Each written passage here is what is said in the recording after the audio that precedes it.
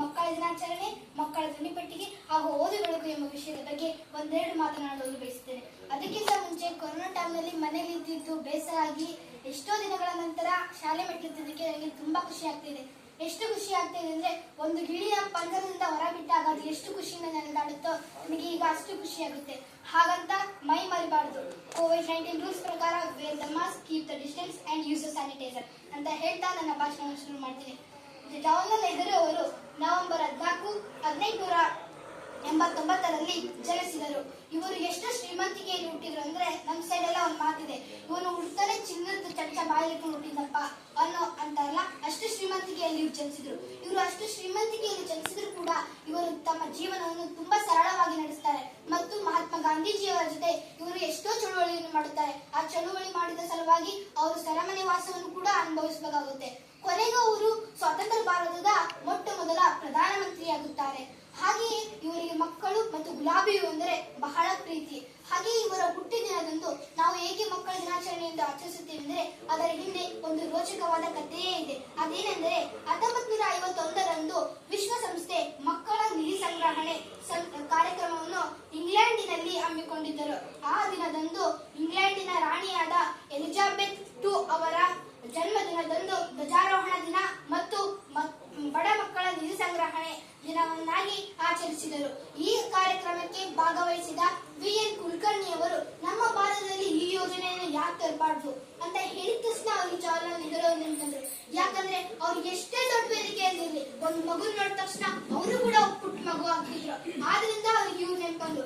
ಮತ್ತೆ ಇವರು ಕುಲಕರ್ಣಿ ಅವರು ಭಾರತಕ್ಕೆ ಬಂದು ಅವರು ಈ ಪ್ರಸ್ತಾವನೆಯನ್ನು ಜವಾಹರ್ಲಾಲ್ ನೆಹರು ಮುಂದಿಡ್ತಾರೆ. ಆ ಜವಾಹರ್ಲಾಲ್ ನೆಹರು ಅವರು ಇದನ್ನ ಸ್ವೀಕರಿಸಿ ಈ ಯೋಜನೆಯನ್ನು ಭಾರತದಲ್ಲಿ ಸಹ ಮಾಡ್ತಾರೆ. ಹಾಗೆ ಇವರು ಪ್ರಧಾನಮಂತ್ರಿ ಆದಾಗ ಮಕ್ಕಳಿಗೆ ಕಡ್ಡಾಯ ಪ್ರಾಥಮಿಕ ಶಿಕ್ಷಣ ಮತ್ತು ಇವರು ಹಸಿವಿನಿಂದ ಬಳಲಬಾರದು ಅಂತೇಳಿ ಪೌಷ್ಟಿಕ ಆಹಾರ ಹಾಗೂ ಹಾಲನ್ನು ವಿತರಣೆ ಮಾಡ್ತಾರೆ. ಹೀಗೆ ಈಗ ಬಿಸಿ ಊಟ ಅಂತ ಇದೆಯಲ್ಲ, ಈ ಯೋಜನೆಯನ್ನು ಜವಾಹರ್ಲಾಲ್ ನೆಹರು ಅವರು ಅಂದೇ ಭಾರತಕ್ಕೆ ತಂದಿದ್ದರು.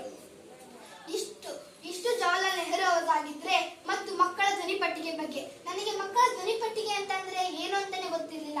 ಆದ್ರೆ ಇಲ್ಲಿ ಬಂದ್ಮೇಲೆ ಮಕ್ಕಳ ಧ್ವನಿಪೆಟ್ಟಿಗೆ ಅಂತ ಅಂದ್ರೆ ನಮ್ಮ ಮನಸ್ಸಿನಲ್ಲಿರುವಂತಹ ಪ್ರಶ್ನೆಗಳನ್ನ ಯಾರ ಬಳಿ ಯಾವಾಗ ಎಲ್ಲಿ ಕೇಳಿದ್ರೆ ಬೈತಾರ ಅನ್ನೋ ಭಯ ಇರುತ್ತಲ್ಲ, ಆ ಪ್ರಶ್ನೆಗಳನ್ನ ಚೀಟಿಯಲ್ಲಿ ಬರೆದು ಅದ್ರಲ್ಲಿ ಹಾಕಿದ್ರೆ ನಮ್ಗೆ ಪ್ರಶ್ನೆಗೆ ಉತ್ತರ ದೊರಕುತ್ತೆ ಅಂತ.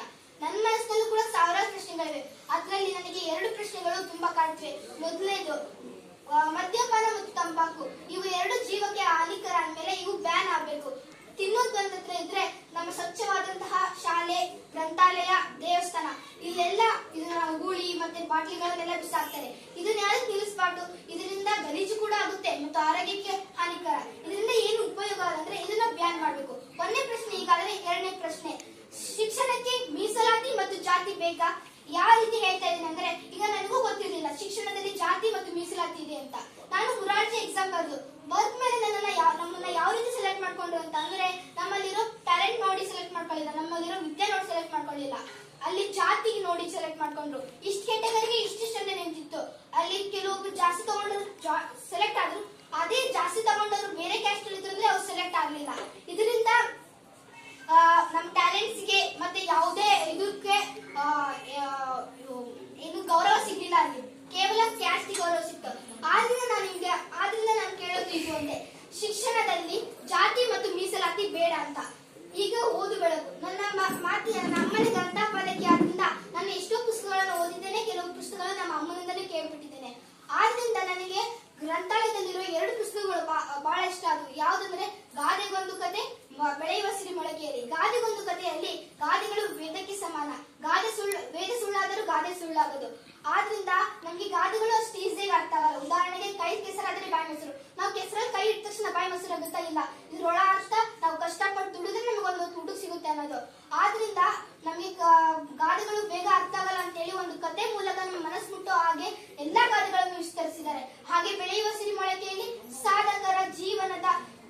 ಸಾಧಕರ ಬಾಲ್ಯ ಜೀವನ ಹೇಗಿತ್ತು ಅನ್ನೋ ಒಂದೊಂದು ಕಥೆಗಳು ಆ ಪುಸ್ತಕದಲ್ಲಿವೆ. ಆದ್ರಿಂದ ಆ 2 ಕಥೆಗಳು ಬಹಳ ಇಷ್ಟ. ಕಥೆಗಳು ಪುಸ್ತಕ ಓದೋದ್ರಿಂದ ಏನಾಗುತ್ತೆ ಅಂತ ಕೇಳ್ಬೋದು.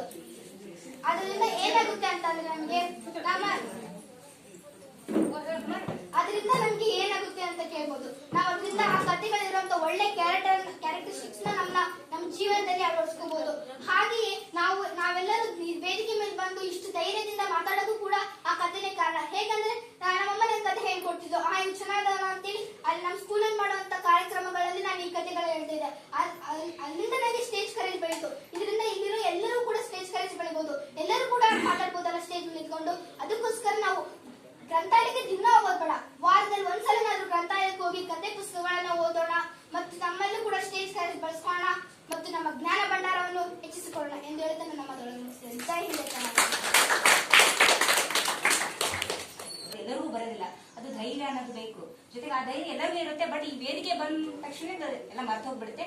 ಆ ಒಂದು ಭಯನೇ ಇಲ್ದಂಗೆ ಚುರುಕಾಗಿ, ಅತ್ಯಂತ ಚುರುಕಾಗಿ ಪಟಾಪಟ್ಟಾಗಿ ಮಾತಾಡಿ ಎಲ್ಲಾ ವಿಷಯವನ್ನ ವಿವರವಾಗಿ, ಅದರಲ್ಲೂ ಕೂಡ ಈ ಕೋವಿಡ್-19 ಅಂತ ಆ ವಿಷಯಗಳನ್ನ ನಾವು ಯಾವ ರೀತಿ ಪಾಲನೆ ಮಾಡಬೇಕು, ಜೊತೆಗೆ ಜವಾಹರಲಾಲ್ ನೆಹರು ಅವರ ಬಗ್ಗೆ, ಆಮೇಲೆ ಶಾಲಾ ಸುರಕ್ಷತೆಯ ಬಗ್ಗೆ ಅತ್ಯಂತ ವಿವರವಾಗಿ ತಿಳಿಸಿಕೊಟ್ಟಂತಹ ತನುಶ್ರೀ ಅವರಿಗೆ ಹೃತ್ಪೂರ್ವಕವಾದಂತಹ ಧನ್ಯವಾದಗಳು. ಈಗ